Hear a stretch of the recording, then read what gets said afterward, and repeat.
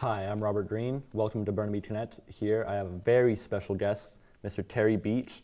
He is the Burnaby North-Seymour District Representative Member of Parliament. How are you today, Terry? I'm very good, Robert. Thank you for having me here, and it's an absolute pleasure to be here. It's an impressive setup that you have here at Burnaby North-Secondary, and it's my absolute pleasure to be here. Thank you. So, could you tell us a bit about what you do as a Member of Parliament representing Burnaby North-Seymour? Absolutely. And, that's a great question.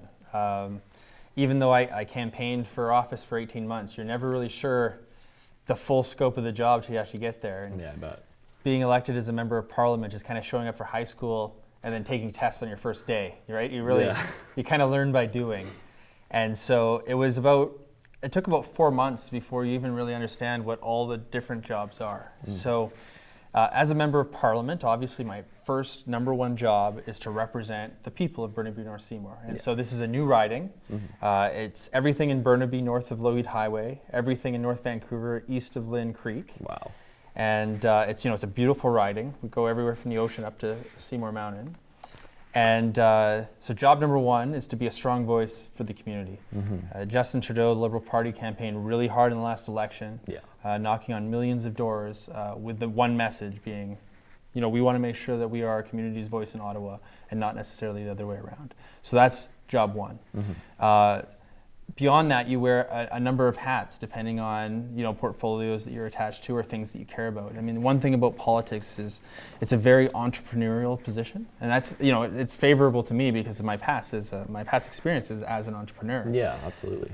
It's a very disciplined job. I mean, there's more work to do than you could possibly do in a day, and so you have to be very disciplined about the things that you want to accomplish. And so what would generally happen is a new government would come in and the Prime Minister and the team would draft mandate letters. And this would basically assign tasks and jobs to each of the ministers to help fulfill the platform that we promised and ran on during the election. Now in the past, in every election for 147 years up until now, those mandate letters have been secret so that you could kind of pick and choose the ones you wanted to take and what order you wanted to do them in. Makes sense, yeah. Justin Trudeau decided, as part of our open and transparency government initiative, that we would, for the first time, open those up. Wow. So all Canadians now know what the jobs are of every single cabinet minister. So that's important. I think it's a great move. It allows people that are interested in those jobs to reach out and help. Yeah. It allows us to be held accountable to what we've promised to do. And so part of my job also is to help Kirsty Duncan, the Minister for Science, fulfill her mandate letter. And so that's just another one of a number of the jobs that we have in Ottawa. In fact, I could probably fill the whole interview time with just what do we do in Ottawa. So I'm happy to continue on, but if you want to ask another question, that's fine too. Well, it does seem like you have built a strong connection with the community already. Why do you think the youth of Canada today should be more interested in politics? This is a great question, and I'm glad that I'm the one that gets to answer, because I first thought about running for public office. How old are you, Robert? I'm 17. Right. So how old do you think I was when I first ran for office? Would it surprise you if I told you I was 17? Really? That would. I was 17. I was still in high school, just like you, and I had decided that I was going to run for city council.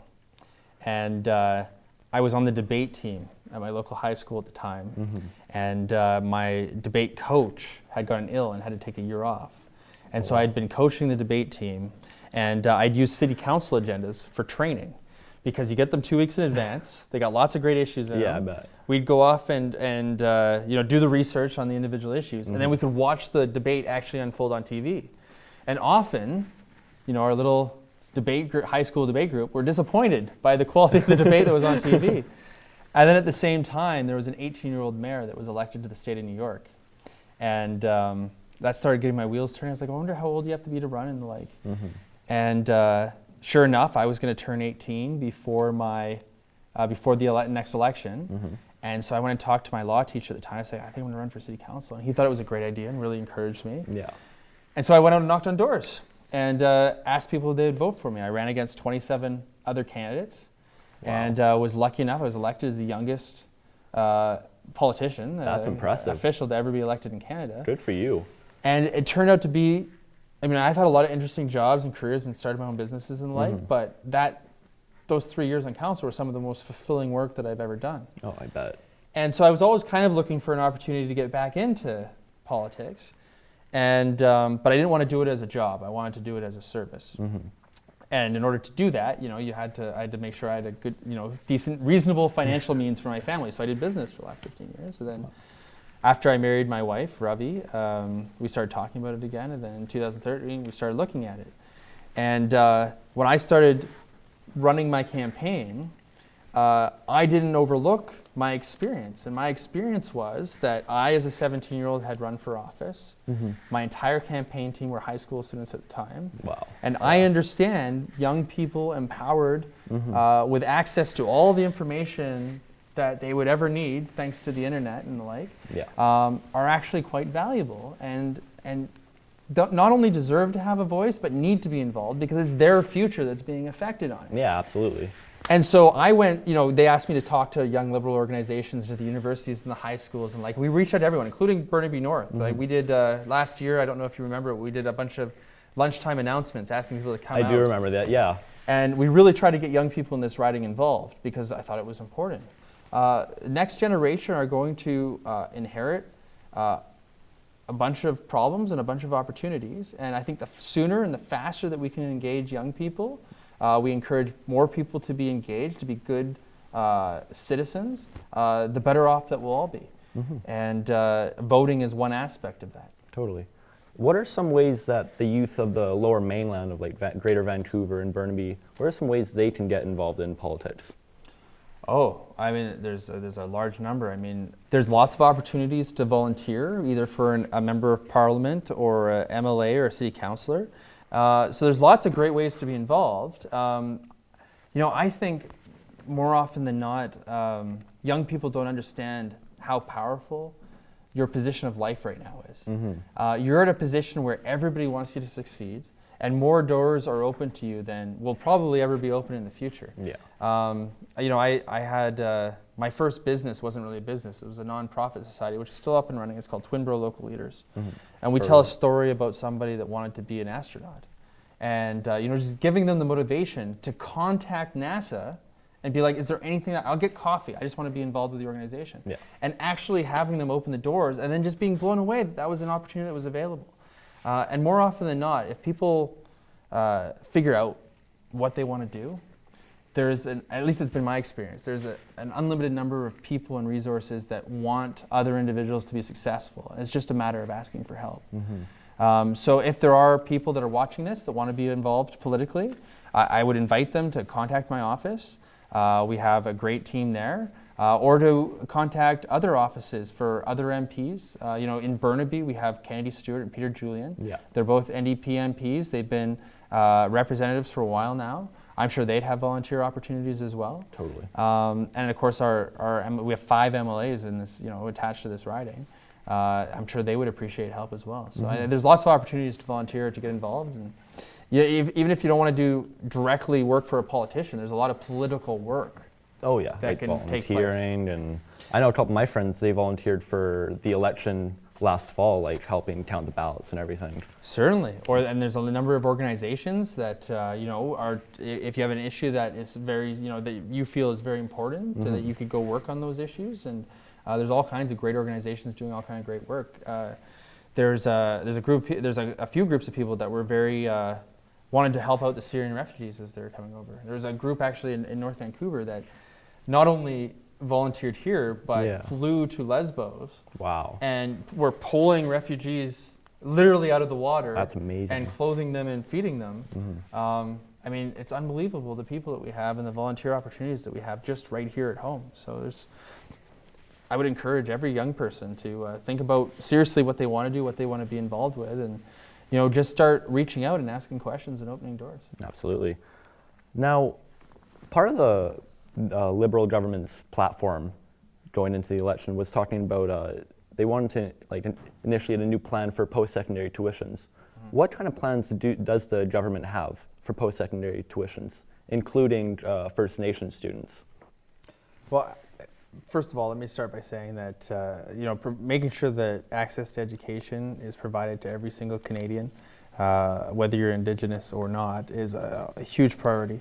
If Canada is going to continue to be a leader and not just a cog in the global machine, we need to make sure that we have one of the best educated workforces in the world. And we've been very lucky that that's been the case for a number of decades now. We need to fight to maintain that. We wanted to make sure that, we talked a lot about empowering the middle class in the last election, and we wanted to make sure that our education policy was progressive and that anybody that wanted to get an education would have access to one. Yeah. I mean, my father was a janitor, my mother was a stay-at-home mom. If it wasn't for people investing in scholarships and the progressive access that generations before me had made so that I could go to university, it's very unlikely that I would be sitting here in this chair as the Member of Parliament. Absolutely. One of the first nonprofits, I actually started talking about this before, was called Twinborough Local Leaders. Yeah, yeah. And it was Twinborough Local Leaders. I have a twin brother, which a lot of people don't know. So if you walk down the street and you see somebody that looks like me and I don't say hi, it might be Doug. So just watch out. Right? Yeah. But we've had 35,000 high school students through the program, and we teach them how to win scholarships to university. That's and every year, 5 or 6 people win over $100,000, right? Which is an amazing opportunity. But not everybody has access to scholarships, and so the Liberal plan wanted to make sure that the people that needed the money were going to be able to get the help. Yeah. So we expanded the Canada Grant Program by 50%. Was one aspect, so making sure people with the most need were given help, so to make sure that they could get the education they wanted without getting overly indebted. Yeah. And then the second aspect of that is we made it so that people that graduate don't have to start paying off their tuition or their debt, their student debt, or paying interest on it until they start making at least $25,000 a year. So there was this real, rush of people. You get your degree, you'd have this heavy burden of debt, and that you'd have to go and get the first job that was offered to you because you had to start paying off this debt. This gives you a little bit of breathing room so that you can go out and get a job that maximizes your potential. You also asked about First Nations education. This budget made a historic investment in First Nations education, $2.6 billion, billion with a B. That's incredible. It's a significant amount of money.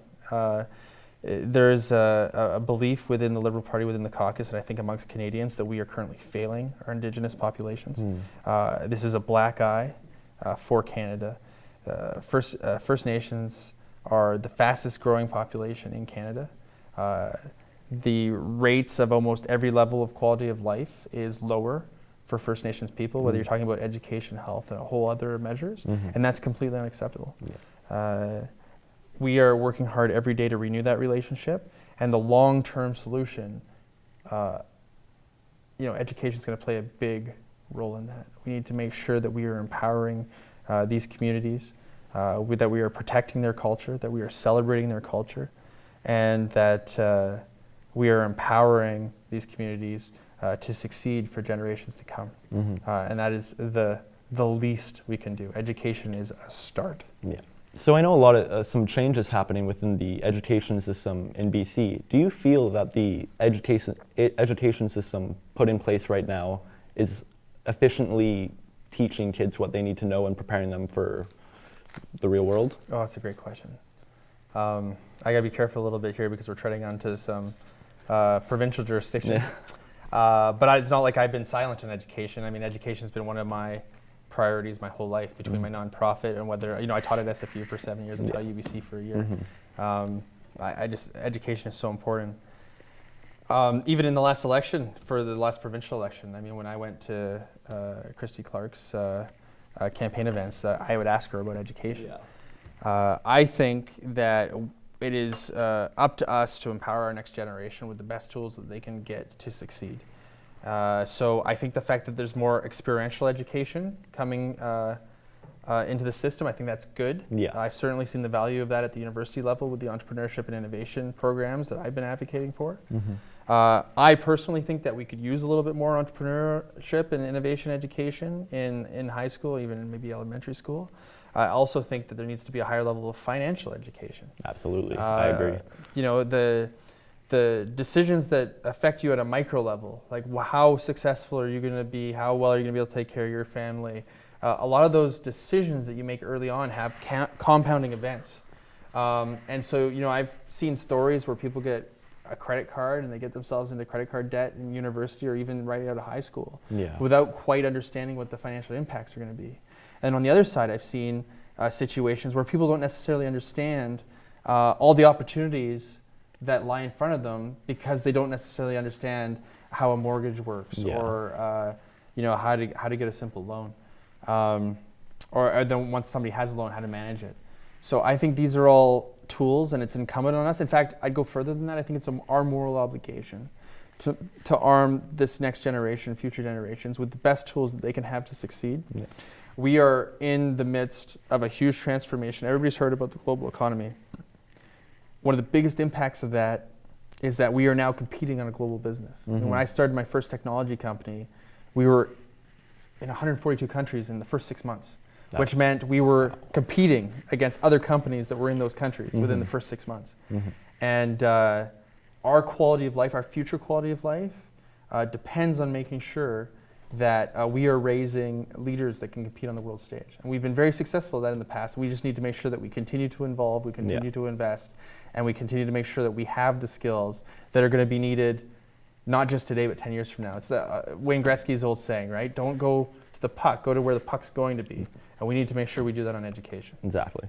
Another way to prepare the youth for the real world, I think, is by getting a job outside of school. Does the government have any kind of plans for kids who want to get a job, or help promote kids with jobs, or do they have plans with that? Youth employment is a huge priority for us. You hear this chicken and egg argument again, where it's like, hey, we can't hire you unless you have experience. You can't get experience unless somebody hires you. Mm-hmm. And youth employment prior to the last election was reaching an all-time high. Where standard employment was actually higher relative than our averages, youth employment was skyrocketing. Wow. And there's a lot of factors that are playing into that. I mean, there's the reduction of jobs because of technology. There's people that are staying in the workforce longer. There's been the relatively slow growth of our economy over the last 10 years. I mean, all of these factors have kind of created this perfect storm where youth employment was starting to escalate. Mm-hmm. So some of the things that we've been doing to try and combat that is we doubled the amount of the summer jobs program. So this is exclusively for an employment program for young people. Wow, okay. My office specifically went out and reached out to all of our nonprofit organizations and local businesses within Burnaby North-Seymour to promote the program. Because we had twice the funds, we wanted to make sure that they were fully subscribed and utilized. That's awesome. And it was not hard. We were oversubscribed, despite the fact that we doubled the funding. Mm-hmm. Part of my mandate as a parliamentary secretary for science is to encourage more people to go into the STEM fields, so science, technology, engineering, mathematics. Those are skills that we need for the future in order to create the technologies of the future. Mm-hmm. So we've allocated funds to have 40,000 co-op positions across Canada made available. Wow. In those fields. And there are a number of other initiatives that we're doing, and it's something that we're taking very seriously. I think the fact that our Prime Minister appointed himself as being responsible for youth sends a clear message on how important this government takes that to file. Absolutely. About Justin Trudeau, now he's openly a feminist, and I know feminism is a big topic on social media. Are you openly a feminist, and do you think that gender equality is something that we should be teaching youth nowadays? Oh, I am 100% in favor of gender equality, and therefore I am a feminist. And I work for a feminist, as you already stated. The fact that, and I think Justin probably put this the best, the fact that when Justin comes out and says that he's a feminist, that elicits such a response. Yeah. Like, really? You're a feminist? That we kind of still have a long way to go. My wife is a young East Indian manufacturer of bathtubs and sinks. She doesn't exist, right? She goes to conferences around the world, and it's usually white men that have been in the business for 40, 50, 60 years. So you can imagine the amount of glass ceilings that she's breaking through. But you know what? She's having tremendous success. She in the last 6 years, she's expanded across Canada. She's going to the U.S. She's starting to go international. Wow. And so we talk a lot about how are we going to save manufacturing as a store of jobs. Well, here's a situation of a female-owned manufacturing business right here in BC, competing against China, competing against Europe, and doing really well. That's impressive. So if you look down kind of the ranks of positions, especially STEM, for example, science, technology, engineering, math, it hasn't always been the most welcoming position for females. And we're trying to actively encourage more females to get into those positions because we need them. Yeah. We need them desperately. And I think Justin took a huge leadership role by following up on our promise to make sure that cabinet, that decision-making body that I was talking about earlier, Yeah. was gender equal. So there's 50% females and 50% men, and I think the cabinet is better off for it. And that example that has been set, I think, has ripple effects throughout the Canadian business ecosystem and non-for-profit ecosystem and academic ecosystem. We also have a women's caucus within the Liberal Party that regularly addresses female issues and makes, well, not just female issues, gender issues, and makes sure that, wherever there are instances where there's either discrimination or places that we can do better, that we take those seriously. Yeah. And, we've come a long way in the last number of decades, but we still live in a society where females unfairly make less than their male equivalents, and we need to change that. Absolutely, I agree. You're talking a lot about like maths and sciences and engineering and all those, and like what we should teach the youth. What are your opinions on like kids interested in arts as a career? What are your opinions on them? Well, I think the arts are a great field. I mean, I guess it also depends on how you define arts. I mean, I did an economics degree, which is under the arts faculty up at Simon Fraser University, but I'm guessing that's not what you're talking about. You're probably talking about film and photography and actual painting and arts and the like. This is an absolute crucial part of our society, but it's also a crucial part of our economy. You look at businesses like Cirque du Soleil, right? That came out of an arts and culture grant. Where they were able to build something that had never been seen before in the world. And not only were we able to enjoy that, but now we've exported that and turned that into a multi-billion-dollar business. Yeah. You look at many of our economic drivers.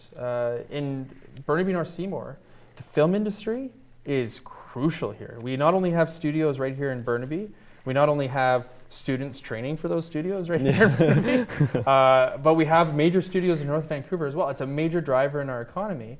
And that is some of the most creative work that you can do. I mean, I remember when I was in high school, and you know how you were talking about how the curriculum's kind of changing. They're introducing coding now because that's kind of a response to what's going on in the society. When I was in high school, they had just introduced animation. Okay. People were wondering, like, well, what, we're going to teach people how to draw cartoons in high school? Like, what are we thinking here? And now Vancouver, we had Pixar located here. We have a number of animation studios, and we're a leader in that. So it's just another example of A, a great economic driver, but B, this is arts and culture is what makes life worth living. When we go to work all day and we're like, okay, I've worked now, what do I want my family to go do? We generally choose arts and culture to go and enjoy ourselves. And so it's greatly important. I think more people need to be involved. And, there has been this drive more and more, especially as, it's been getting tougher to kind of make your way and make a life for yourself and your family.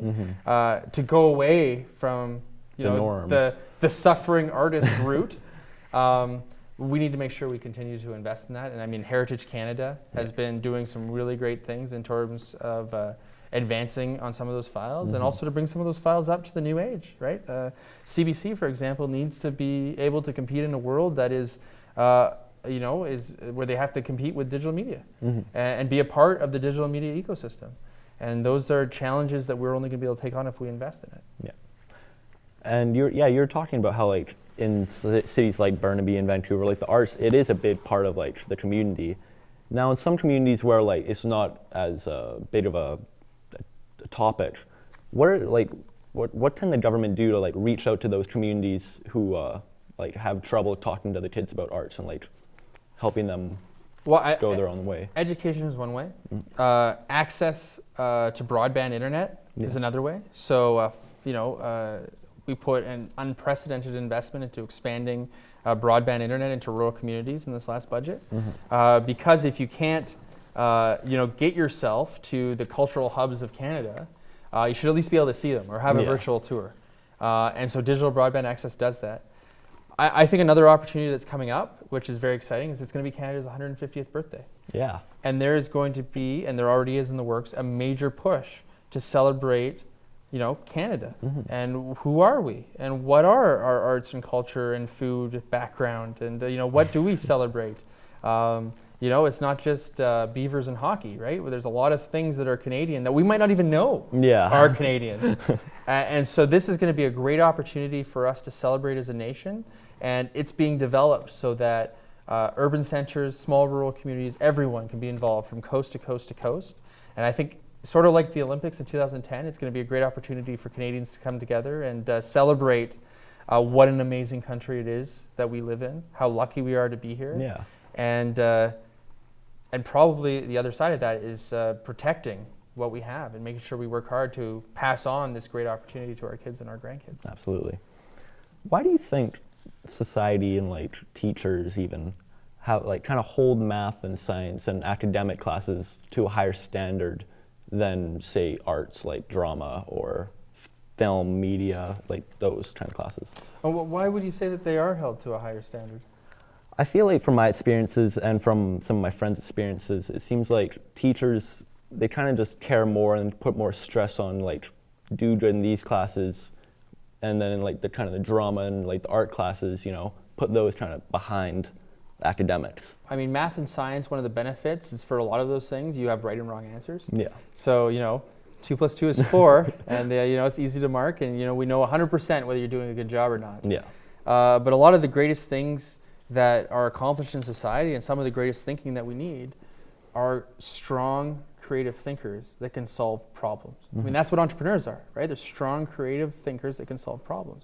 They don't necessarily know what the solution is. They don't necessarily know the right answer, but they know how to go and get the right answer, or how to do tests, or follow experiments, or ask for help, and you know, creatively solve problems. And that's a lot of what you do in art. You know, you create things that didn't exist before. So, you know, there's a lot of people that can tell you that 2 + 2 is 4. Yeah. There's a lot less people that can write a symphony that millions of people will enjoy around the world. So there's definitely a balance there, and I personally don't put one over the other.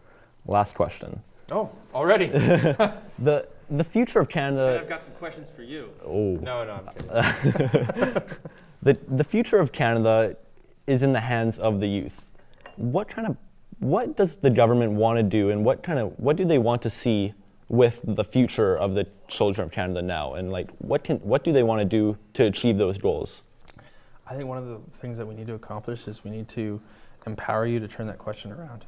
Right? You just asked me, what does the government want their youth to do? Well, I'll tell you what I want our youth to do. I want our youth to start rising up and telling us what kind of country we want this to be, and what you guys want your government to be doing on your behalf. So, you know, at the break here, we talked about, let's not be so formal, guys. I actually work for you. Whether you can vote or not, my job is to represent you and your best interests, and the best interests of your future family and your future kids and your future grandkids. You know, I said many times during the campaign, I continue to say it now, that it's not my job to have all of the perfect solutions today. It's to provide the best solutions that we can today, but with an eye to how are we going to make this place better 50, 100, 200 years from now. Yeah. And youth have the most vested interest in that long-term thinking. And if today's next generation isn't going to stand up and start making some demands of, hey, this climate change thing, that's going to impact us. If there's a large debt, that's going to impact us. If education doesn't have enough investment in it, that's going to affect us and the future of our country. If we don't protect our environment, our air, our soil, our water, that's going to affect us.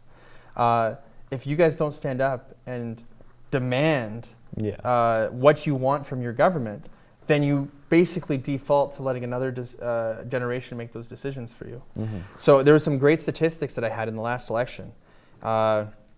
Basically, if you took all the 20-year-olds in Burnaby North-Seymour, or all the 30-year-olds, or all the 40-year-olds, and you convinced them to vote as a block, any one of those groups, given how elections have gone in the past, could determine their own member of parliament.